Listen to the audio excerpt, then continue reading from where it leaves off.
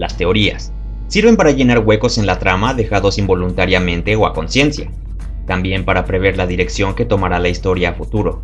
Y en esta ocasión hablaremos sobre 5 teorías de Jojo Senki. Claro está, no hablaremos sobre las típicas teorías como que Miso y Shika son la misma persona, sino sobre teorías que yo mismo he formulado y tengo bases para sostenerlas. Antes que nada, debo aclarar que no aseguro al 100% la veracidad de los temas que expondré a continuación, y deben ser tomadas como lo que son, meras hipótesis. Sin nada más que añadir, comencemos con el video.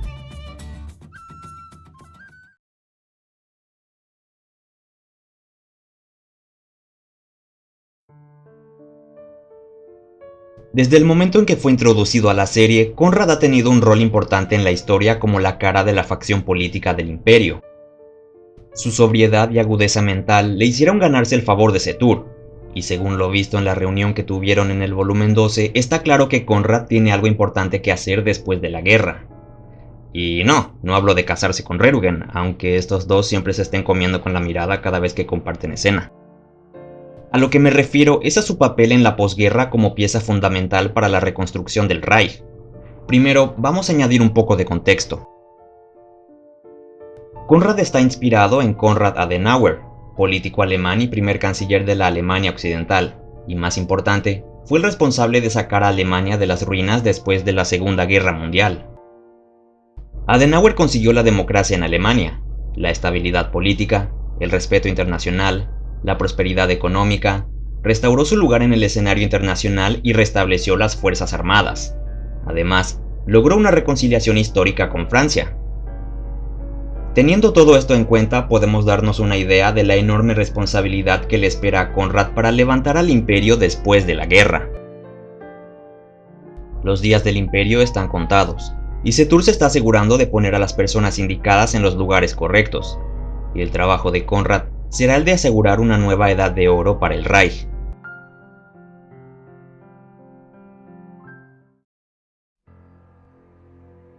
El día antes de la invasión imperial al reino de Hildoa, Setur le ordenó a Rerugen que filtrara la información del ataque al coronel Calandro para mantener una vía de negociación con Hildoa después de la guerra. Pero, ¿qué es lo que planea Setur realmente? Si bien Rerugen se sintió como un traidor por haber hecho esto, desde el punto de vista de Calandro esto fue un acto de amistad sincera, y sembró la idea de que la única persona en la que puede confiar en el imperio es su amigo Rerugen. Claro, todo esto forma parte del plan de Setur. Aquí empieza mi teoría.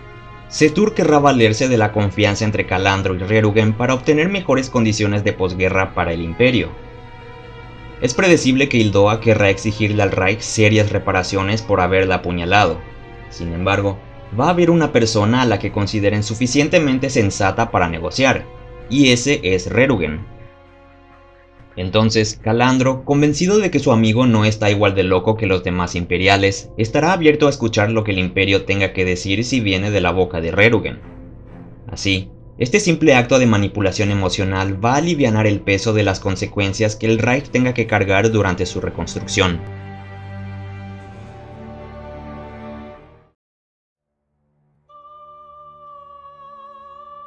Uno de los hechos más trágicos de Jojo Senki es que Mikkel se vea forzado a colaborar con las personas que han encerrado a su familia en un campo de concentración.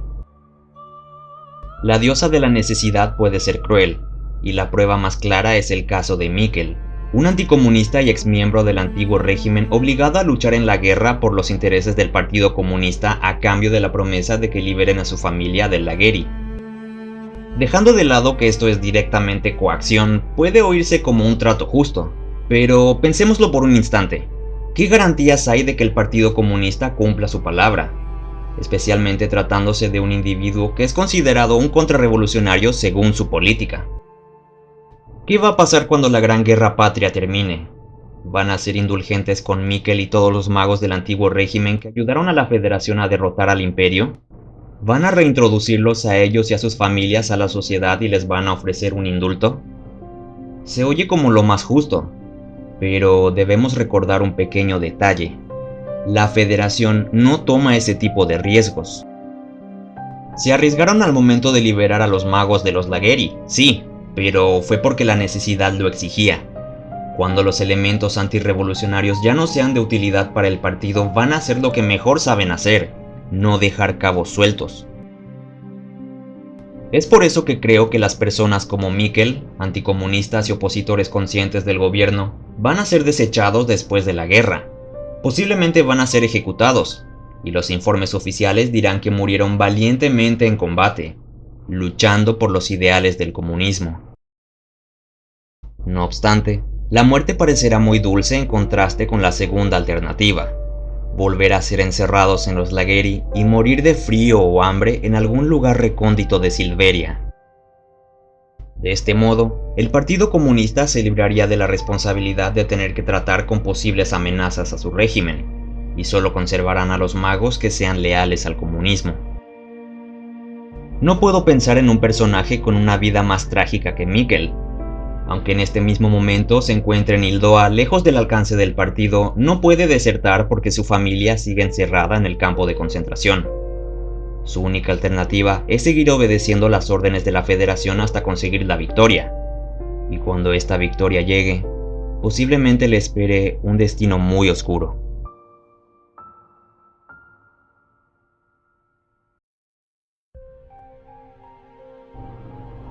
Desde que el servicio de inteligencia del Reino Aliado ha descifrado los códigos de las comunicaciones imperiales, manejan la creencia de que el Imperio no tiene la menor idea de esto. No obstante, descubrieron algo extraño. Era evidente para todos que el Imperio no esperaba la ofensiva sorpresa de la Federación en el volumen 13, según los telegramas interceptados. Sin embargo, cuando la operación comenzó, de algún modo el ejército imperial consiguió improvisar y detener la ofensiva con una perfección casi milimétrica. Esto hizo que el general Habergram levantara una ceja. El director de la inteligencia exterior del Reino Aliado comenzó a sospechar que el ejército imperial es consciente de que los códigos han sido descifrados, y que están distribuyendo información falsa intencionalmente para despistar a sus enemigos. Sería desastroso para la Alianza que una de sus mejores armas, Ultra, ahora sea inútil, pero no pueden simplemente desecharla antes de obtener pruebas fehacientes de que el Imperio ha descubierto la puerta trasera de sus comunicaciones. Es por eso que creo que Habergram querría realizar una prueba para comprobar si la diosa Fortuna sigue de su lado. Al final del volumen 14, Tanya es destinada al oeste. La inteligencia del Reino Aliado recibirá este reporte, pero surgirán dudas. A ellos les resultará imposible que el demonio del Rin esté en el oeste, porque fue vista por última vez en el frente oriental, y asumirán que se trata de un informe falso redactado por el Imperio para engañar a sus oponentes. Habergram terminará creyendo que el demonio del Rin no se encuentra realmente en el oeste, y que ese sector del Imperio se encuentra vulnerable a un ataque a gran escala. La Alianza se sentirá tentada a atacar al Reich en el oeste con todas sus fuerzas, aprovechando la supuesta debilidad de que su mejor elemento, el grupo de combate Salamandra, no se encuentra ahí. Eso nos lleva a la siguiente teoría.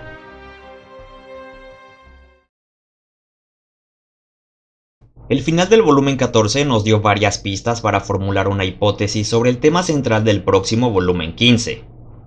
A la fecha de subida de este video, el volumen aún no ha sido publicado, así que este video puede envejecer o muy bien o muy mal. De todos modos, aquí va mi última teoría.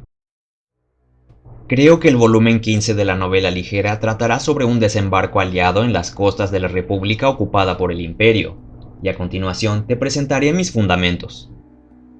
Como mencioné anteriormente, el final del volumen 14 nos ofreció algunas pistas para reforzar esta teoría, y una de ellas es que Setur destinó a Tanya al oeste después de detener el amanecer en el frente oriental.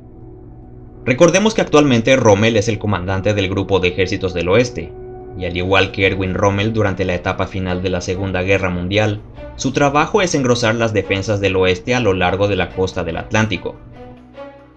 El hecho de que Tanya vuelva a estar bajo el mando de Rommel da pie a una potencial trama en la que los dos deban idear el modo de reforzar el oeste con los pocos recursos con los que disponen. Otro factor importante que quiero rescatar del volumen 14 es la autoridad que le dio Setur a Tanya para utilizar su nombre en caso de una emergencia, para que no se vuelva a repetir el caos de la ofensiva Amanecer. Es decir, si la situación lo amerita, Tanya podrá emitir una orden como si ella misma fuera el general Setur. De ese modo, podrá hacer lo que alguien de su rango como teniente coronel normalmente no podría, como ordenar una retirada general.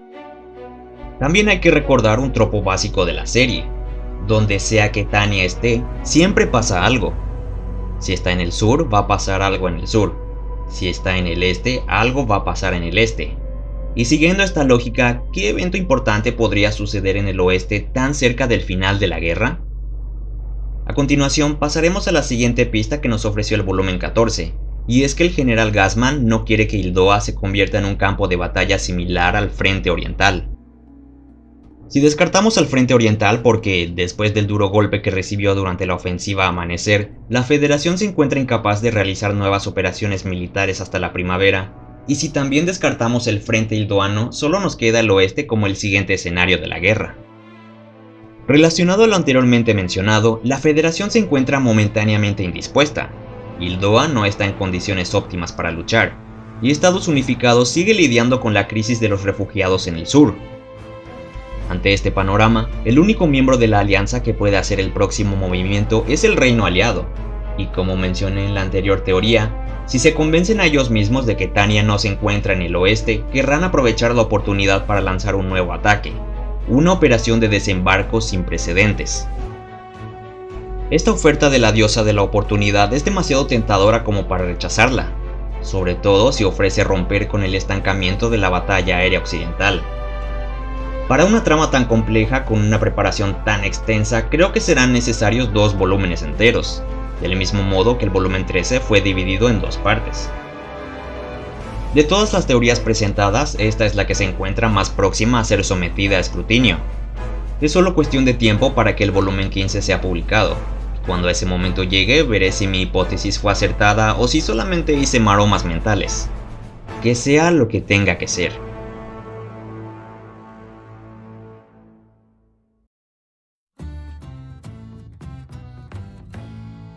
Y eso sería todo por el momento. ¿Qué opinan sobre estas teorías? ¿Tienen sentido para ustedes o debería internarme en un psiquiátrico? Espero sus respuestas en los comentarios y les recuerdo que pueden hacer sus pequeñas donaciones en Ko-fi desde tan solo $1 para apoyar este pequeño canal y evitar que viva bajo un puente. Si les gustó el video, consideren suscribirse y dejarme un gran like.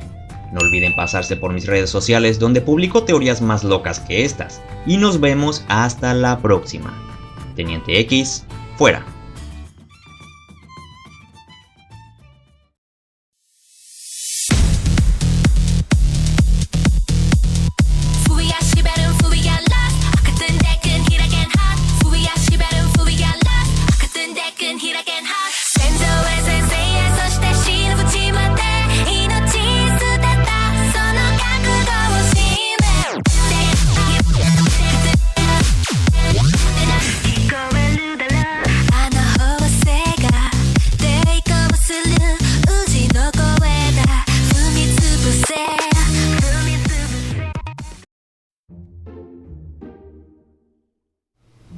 Es predecible que Hildoa querrá exigirle al Reich serias reparaciones por haberla apuñalado. Sin embargo, no sé hablar. Es por eso que creo que personas como Mikkel, anticomunistas y opositores conscientes del gobierno, van a ser despechados. Era evidente para todos que el Imperio no esperaba la ofensiva sorpresa de la Federación en el volumen 13. Según los cronogramas... ¡Core! Pero no pueden simplemente desecharla antes de obtener... Descanso.